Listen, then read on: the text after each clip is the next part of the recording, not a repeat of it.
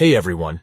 In this video, we're going to show you how to scan a WhatsApp QR code from the gallery on Android. This is a great feature if you have a QR code saved in your gallery and don't want to use your camera to scan it. To get started, open the WhatsApp app on your Android device.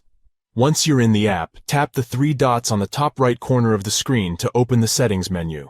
From the Settings menu, tap Settings. Next, tap the QR code displayed next to your name. Tap Scan Code, and then tap the gallery icon on the bottom of the screen. Select the WhatsApp QR code from your gallery and tap OK. Finally, tap Add to Contacts to add the contact associated with the QR code to your WhatsApp account. And that's it!